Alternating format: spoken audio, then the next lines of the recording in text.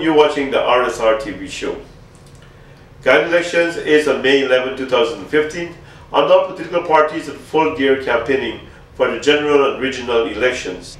Here in New York City on this beautiful Saturday morning, today is Saturday, March the 14th, 2015, President Ramotar, and he's at the Hibiscus restaurant. Our cameras are there, capturing the president's speech, and also he's a presidential candidate for PP CIVIC, and the Prime Minister candidate is ELISABETH HARPER.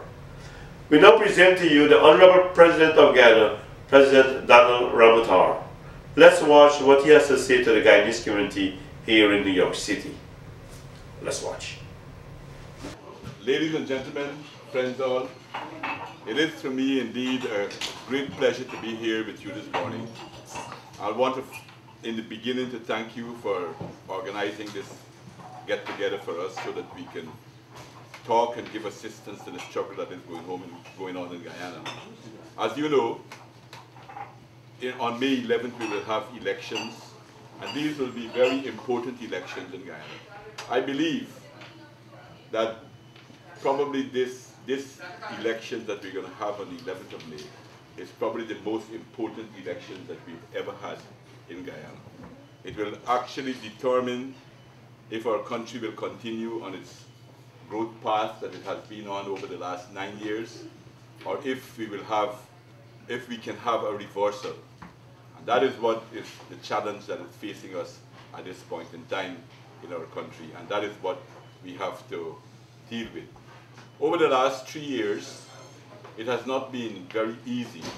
As you know, elections are not constitutionally due until the end of 2016, beginning of 2017. But because of the political situation that has developed after the 2011 elections, it has become necessary for us to hold these elections now. Now, I could have stayed on in government by postponing by proroguing the parliament and then calling it back and proroguing again until the end of next year and stay on as president. But I have no desire to stay on as president of the country if it will affect the development of Guyana. And over the last 3 years, the opposition has used their one-seat majority, the joint opposition in the parliament, not to further the interests of the Guyanese people, but in every instance to try to hold back the development of our country. And that is why we are at the stage we are at today. They have never one day used their one-seat majority to say, President, we need more schools in our country, or we need more hospitals in our country, or we need more roads in our country. Never. Instead, they use their one-seat majority every single time to try to cut and retard the development. Over the last 3 years, they have cut about 89 billion Guyana dollars from the budget. That is money that could have gone into the economy to develop the economy. And they have been attacking every one of our projects that got the possibility of transforming our country. The most noted one, for instance, is the hydropower project, as you know. If you ask me what is the biggest impediment to the more rapid growth development in Guyana, I will tell you without hesitation, that's the lack of cheap energy. Because our biggest importation bill at the moment is the importation of fuel to generate electricity in Guyana. Secondly, we spend about $9 billion a year to subsidize electricity so that consumers, domestic and commercial consumers, would not have to pay more for electricity. And this is a huge cost to the government. The deal that we had with the Blackstone company over here would have seen us being able to spend $800 million to build a hydropower station, which would have had very positive impact on the economy and great benefits to the economy. And when it was completed in 3 to 4 years after the begin construction, it would have allowed us immediately to drop electricity rates to people by between 20 and 40%, thereby giving people more income in their pockets immediately. It would have allowed us to save the subsidy that we have on electricity right now. And with that saving, we could have solved a lot of the problems in the villages that people still have to face with roads, drainage, garbage, etc. And it would also allow us to save also on the importation of fuel that we presently do. So it had enormous benefits. The opposition were consulted. When I became president, I invited them to the office. And I told them that this project is so important that we should have a common position on it. I gave them every scrap of document that I had on the project. And they asked them if they had any questions to ask. I was ready to answer them. They had no questions to ask. I told them, well, you can take the documents that I'm giving you to anyone you want, technical people. And if they want clarification, come and we're going to clarify it for you. They never came back with any. And when we were about to close the deal, I invited them again. And this time they asked me to go to see the falls and to see the road that we built to the falls. And we took them on a helicopter, dropped them on different points on the road, and they came back, they made positive statements. But when we went to Parliament, they voted against it. And that has thrown us back, because with cheap energy, we can begin a manufacturing sector, create employment for our people. And our people need employment. We have changed Guyana so much from the point of view of education now. We are very, very close to having universal secondary education. Very soon, the minimum education in Guyana will be secondary education. We have built several technical institutes in anticipation of the creation of new jobs, because we were expecting to build this hydropower station already. And they prevented us from having an early start in industrialization of our country, prevented us from creating an agro-industrial complex that would add value to our agricultural products and create even more employment. These are some of the negative impact that they've had because of their policy of saying no or just opposing for opposition's sake. Another very important harm that they have done to our country is the anti-money laundering and countering the finance of terrorism bill.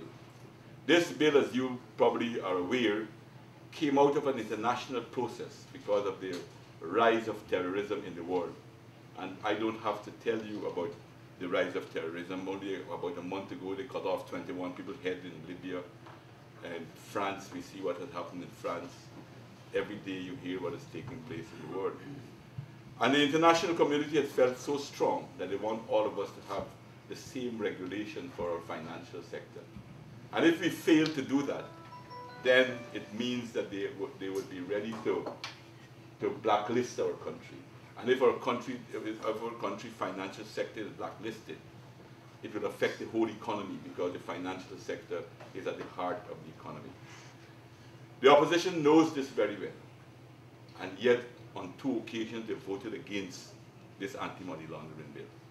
And the only reason we are not blacklisted is because the international community has recognized that the government wants to pass this bill, and that we are also doing everything possible that is not legislative to put these things in place to fight terrorism. So the opposition speaks about fighting drug crimes and trafficking persons and international prostitution, etc., etc. But yet on 2 occasions they voted to protect the criminals in our society and to put the Guyanese people in harm's way. So all of these things that the international community has given us to the end of this year to pass this bill. So all of these things made it necessary for us to bring the elections now, to give the Guyanese people an opportunity to judge. We think that we have a very good case to put to the Guyanese people, that we have managed our country very effectively and in a very good way. The fact that our country has had positive economic growth rate in the last 9 years compared to what is happening in the rest of the Caribbean, largely because we are operating, and even though we are operating in an international environment that is pretty hostile to poor countries' development right now. You have the United States and Europe, which are our two biggest trading partners, United States, Canada, and Europe, our biggest trading partners, have been in crisis for a while. They're now beginning to come out. Europe is still in serious crisis, yet our country continues to grow. At a time when in Barbados, thousands of workers are losing their jobs. In St. Lucia, workers are accepting pay cuts. In Grenada and other islands, workers are agreeing not to put any demand for new wages and salaries. And we have also had this positive economic growth, even though the restructuring in the sugar industry has caused some issues, and that is a problem. And also the price of gold has been fluctuating up and down over the years. And still, our country has made these achievements, which speaks volumes for the management of the economy that we have been doing. And over the last 3 years in particular, it has been compounded by the fact that we have an opposition that seems determined to try to stymie and not facilitate the development of our country. So this is where we are at this point in time. As I said, we have a good record to stand on. And if I can just quickly mention a few points to you. When we got into the office, our country was per capita, per head of population, we were the most indebted country in the world. We were spending 96% of our revenues for going to service and pay debts, international debts that we had. We did manage to get some debt write-off and some debt forgiveness. That is true. But what is also true is that we paid $1 billion from our $1 billion US from our treasury. We paid in paying back those debts that we didn't have.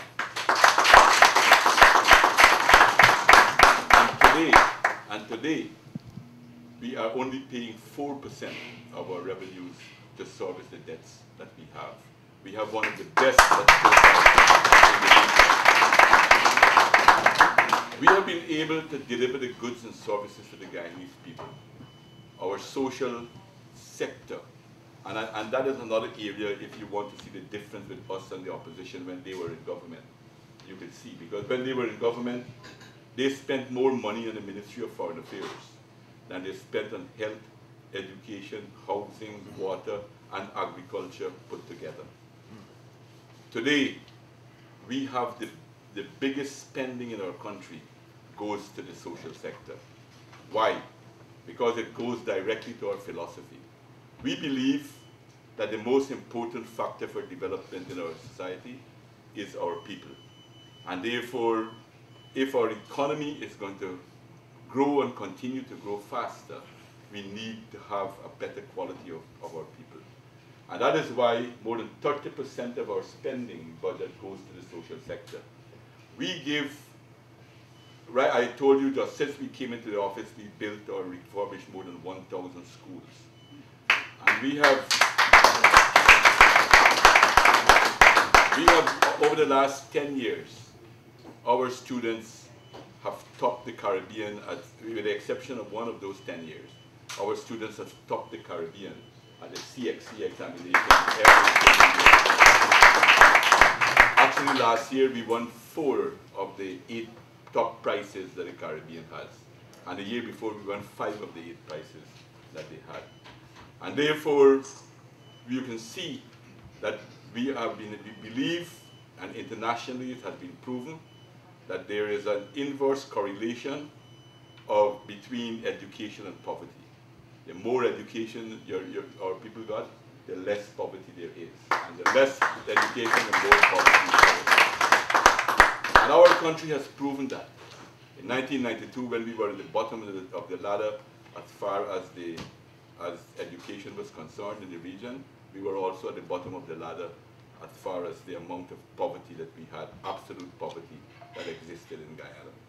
So we have done an enormous amount of work. And to do that, we have been taking the strain off of parents. In the interior, to give the people equal opportunity, we have been building secondary schools with dormitories. And the government provides all the meals for the children who stay in the dormitory, school uniforms for them, free textbooks, free exercise books, and that we have given them those things. Last year, we even gave each parents $10,000 for each child that they had in school from kindergarten to secondary school.